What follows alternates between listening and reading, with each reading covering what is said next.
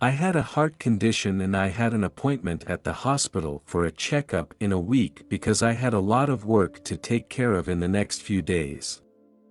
One night, I collapsed at home. My girlfriend was a nurse and we didn't live together at that time. She lived very close to my house. I told her about the fainting and she insisted that I go to the hospital that day for a checkup. I was very reluctant to go because I had a business trip planned and was leaving tomorrow. She kept calling me over and over, telling me to go as soon as possible and that she would go with me. I was going to keep working and the doctor called me and asked me to go now. I drove to the hospital and met my girlfriend there.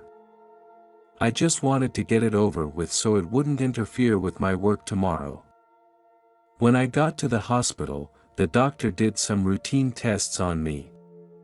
Next, the doctor told me to go to the treadmill for a stress test. I had been running for 2 minutes when I started to feel a little uncomfortable. I had done this test before and never had a problem. As the speed increased, it became more and more difficult for me to breathe. I felt like I was walking through a swamp and sinking rapidly.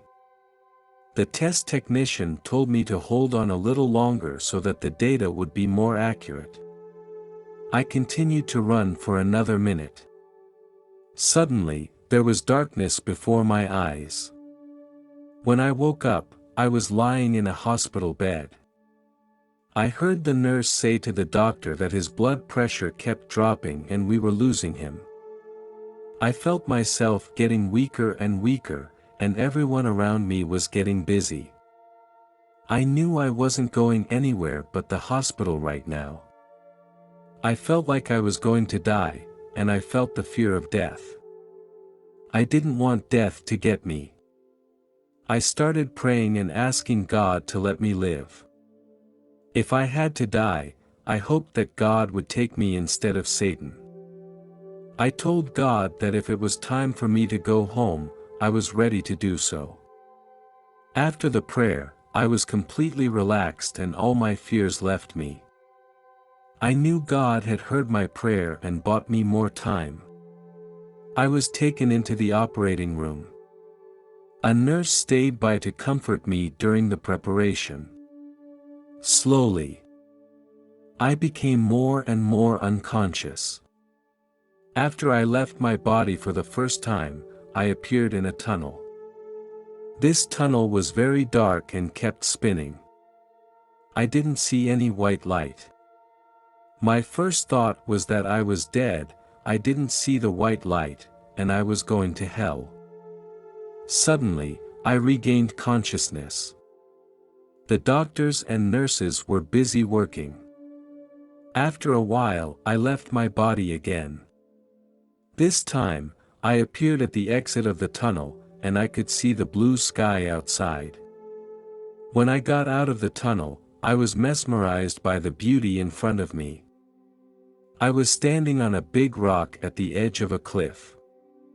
The air was so fresh and the sky was a beautiful blue. It feels like it's spring here, and my favorite season. There is a dense forest and a clear river. The hillside across the way is full of wildflowers, flowers of all colors, some of which I have never seen before. If you think the colors on Earth are gorgeous, you're wrong. The colors here are much more muted. There were lots of little animals playing on the lawn. I've never seen such a beautiful view before. I heard a voice saying, "Keep going, come to me." I was confused because there was a cliff in front of me. I was a little angry and ignored the voice. I was very relaxed here. I looked to the river and the water was crystal clear. I could see many fish swimming in the water, and they looked up at me. Birds flew over my head and looked at me curiously. I also noticed a herd of deer grazing by the river. Across the hill from me, I saw a path that continued from the top of the hill to the bottom. At this time, I was caught by a white light that I could no longer take my eyes off. That's when I heard the voice again, "Keep going forward and come to me." This time, I didn't hesitate. I stretched out my left foot and suddenly, I was flying. I was like a bird gliding through the air, and I loved that feeling so much. I flew over the river, I flew over a deep forest. I flew towards the bright light. The closer I got to this light, the stronger I felt the happiness.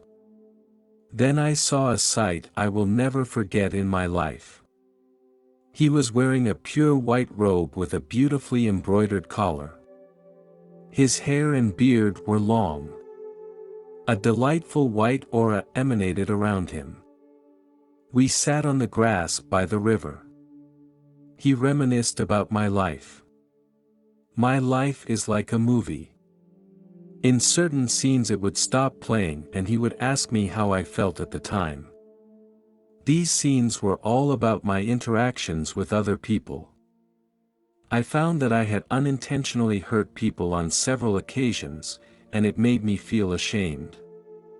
The worst part was that my ex-girlfriend and I hadn't broken up yet and I was dating other girls. When the memories ended, I thought I was a bad person. He didn't criticize me. Judging myself was the worst. I felt so ashamed that I started crying. He said, "This is not to punish you. When you go back, I hope you will be a better version of yourself." We talked for a long time afterwards. Finally he told me, "I can't stay in heaven yet, I still have a mission to accomplish down there." Suddenly, I was back in my own body. I was lying on the hospital bed and I felt I had a very strange dream. While I was still thinking back to what I had just experienced, my doctor walked in. He said to me, "I have good news and bad news. The good news is that you are alive and the bad news is that you have died twice and it is a miracle that you are alive." As my heart stopped for the last time, he heard someone whisper in his ear, "Keep working and I'll get him back." Since then, my life has changed.